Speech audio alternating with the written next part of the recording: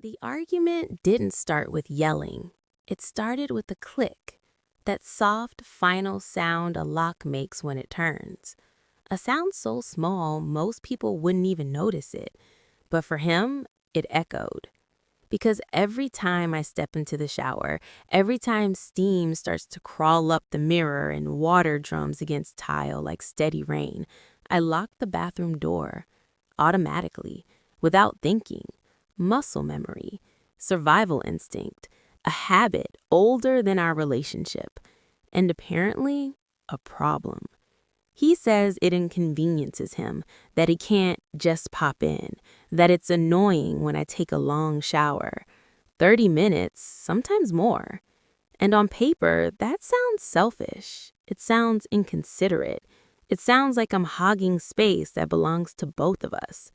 But here's the part that keeps looping in my head, the part I can't shake no matter how many times I replay the argument. We have two bathrooms, not one bathroom with a broken sink or a half-installed toilet in a dark basement. Two full bathrooms, two showers, two toilets, two mirrors that reflect the same tired faces in the morning. So why does this feel bigger than plumbing? Because it's never really about the bathroom, it's about the door. I grew up in a house where doors were suggestions, where privacy was a luxury you didn't get unless you physically blocked access. Knocking wasn't taught, it wasn't practiced, it wasn't respected. If a door wasn't locked, it was open. And even then, sometimes it didn't matter. People barged in while you were changing, while you were crying, while you were trying to feel like your body belonged to you. So you learned fast. You learned that safety sounded like a click, that peace lived on the other side of a lock, that solitude wasn't rude, it was necessary. And now, years later, I'm standing in a clean bathroom with warm water pouring down my back, and my body still remembers, still braces, still locks. Not because I don't trust him, not because I'm hiding something, not because I'm trying to punish anyone, but because my nervous system learned a long time ago that unlocked doors meant vulnerability without consent. When he complains, I try to understand. I really do. 30 minutes is a long time to wait if there's only one bathroom. But there isn't. He can walk downstairs, flip on the light, use the sink, sit on the toilet, live his life uninterrupted. Yet every time he sighs, every time he brings it up, every time it feels less like an inconvenience and more like a demand. Don't lock it. And that's when the discomfort creeps in. Because when someone asks you to stop locking doors, what they're really asking is access.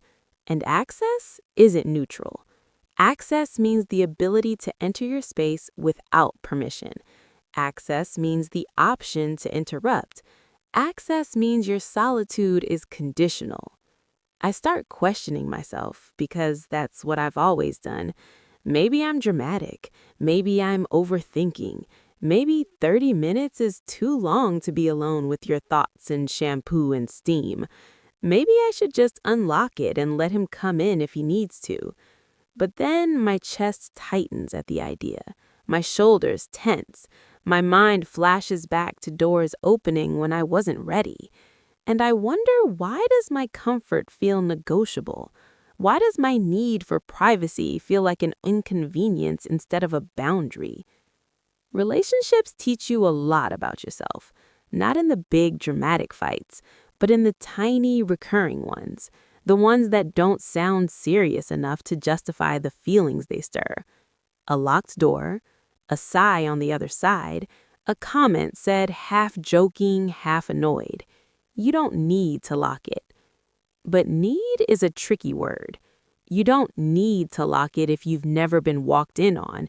You don't need to lock it if your boundaries were respected growing up. You don't need to lock it if privacy was something you could assume instead of enforce. But if you learned that your body wasn't safe without barriers, then yes, you do. And maybe this is where the real conflict lives. Not in the bathroom, not in the length of the shower, but in the difference between how we learn to feel safe. He grew up knocking. I grew up barricading. He sees a locked door and feels shut out. I see an unlocked door and feel exposed. Neither of us is trying to hurt the other, but one of us is being asked to surrender a boundary. And it's not the one who has to walk downstairs.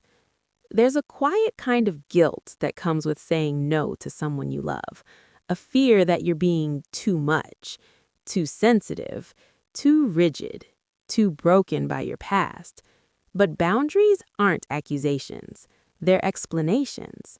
Locking the door isn't saying I don't trust you, it's saying I trust myself enough to protect what I need. And the hardest part? It's realizing that love doesn't mean unlimited access, that intimacy doesn't require constant availability, that sharing a life doesn't mean erasing the lux you learned to survive with. So maybe the real question isn't, am I the asshole for locking the bathroom door? Maybe the question is, why does my privacy feel like something I have to justify? Because if a relationship can't hold space for a locked door during a shower, if it can't respect a boundary that costs nothing and protects everything, then the problem isn't the lock. It's the refusal to understand why it's there. So no, locking the door doesn't make you cold. It doesn't make you selfish.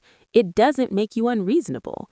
It makes you someone who learned the hard way that peace sometimes comes with a key. And if love is meant to be safe, then it should never demand you unlock yourself just to keep someone else comfortable.